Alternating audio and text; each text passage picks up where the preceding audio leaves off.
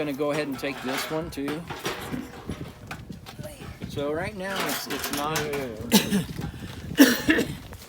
Right now it's not an ideal platform. It's not below the center of the mass. So how do I create that?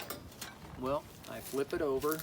I hit this little area, and it's just like we did with our first flake. It's a steep little hit. I'm not driving it. And then I clean it up. And what that did was it raised my line over absolute center. And now I got a platform. Beautiful. So we'll bring out the big one again. Right on across. So we just skimmed off a lot of work we would have been butting up against with this, you know, what we were going to do when we come around the corner. So right now I'm just going to continue on with our alternate stitch.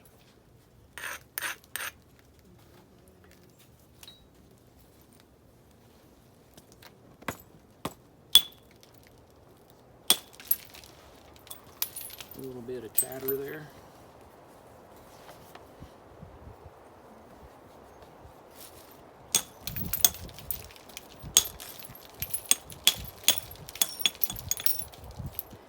Again, you got to be careful rounding corners, so I'm going to come to this corner and work my way back in now.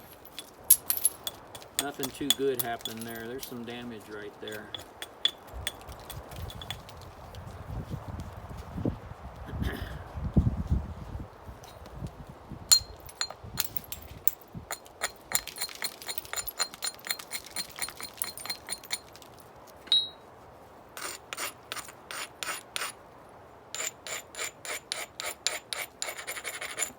So now when coming around the corner, you get nice platforms every time you round a corner. You get an opportunity to really blow up that face.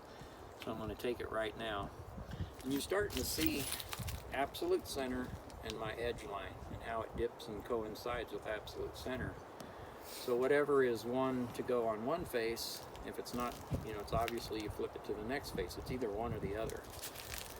So if our platforms, we're calling it a 50-50 line, you don't want your platforms right on that 50-50 line. You're going to want them on like a 60-40 or a 70-30 if you can start to see stuff like that. I should give you the bottom number first, a 30-70. This one is so far down, it's like a 10-90. Yeah. Probably not ideal. A 40-60, you know, would be ideal, something like that, a 30-70. But we're going to go with it. It gave it to us, and we're going to blow right up that side. That's what I put my engine.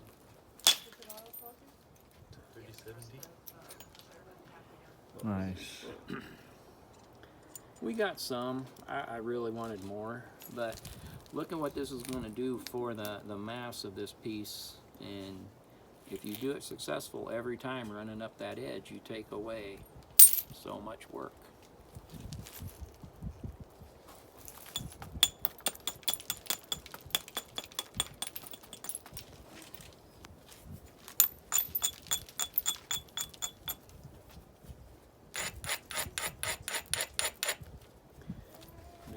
For the other one, going patty caking. Here we go again. There's some chowder back here in this part right through here.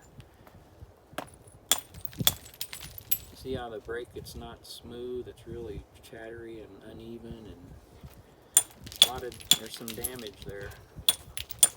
At this stage, we just act like it don't even occur. We're not that invested in it.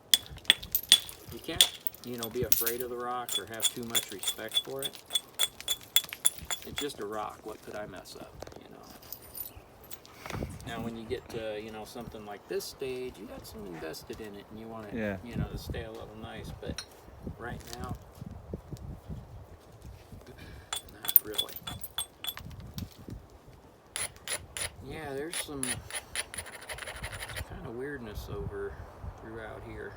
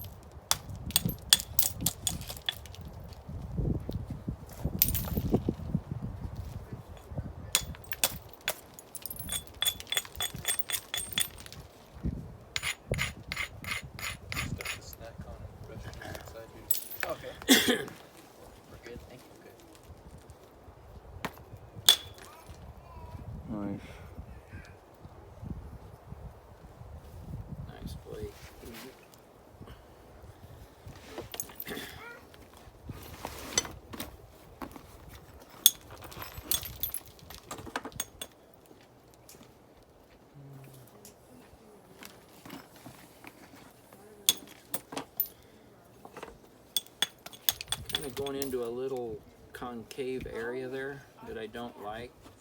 It's a concavity right there, as small as it seems. And if I was, didn't have so much more to do, I could go ahead and blow through it. But I'm going to come from here now and work my way back into it. This is where we originally started in the rock. So I've seen you do this twice now, where you kind of ran into trouble and then you went around it and then worked your way back into it. Yes, you don't want to brute your way through trouble. Okay. If I run into trouble, I can come back here and work my way to it. I can come up here and work my way to it. Don't necessarily just try to brute your way through trouble. Okay. It's a process, and each time you work your way to it, you've weakened it.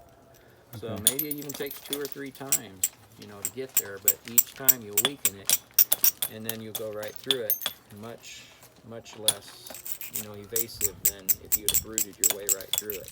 Mm-hmm. Now we just have a little remnant left.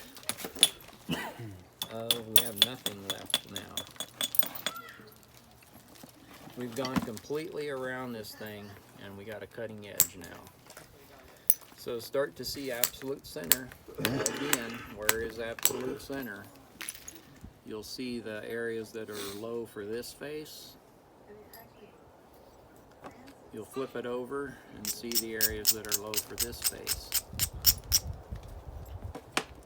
Now you're going to start to look at where the masses are and how do I get them. This was our nice flat edge to begin with, and this is what it had. It was 4 inches of rock on there. Yeah. So we got a lot of good things happened, and there's some concern about this area back here, and so I probably want to address it first. So here's a nice platform right here. There's a ridge. So I'm going to go ahead and enhance it. Just brush the loose stuff off of the bottom. That gets rid of anything weak. By grinding it, I strengthen it. So now when the tool comes into contact there, it's accepting that energy into the rock. The flake flows. If I hit where it's weak and crumbly, it's just going to shatter. So by building that stiffness, you're going to trap that energy in the rock and let it go.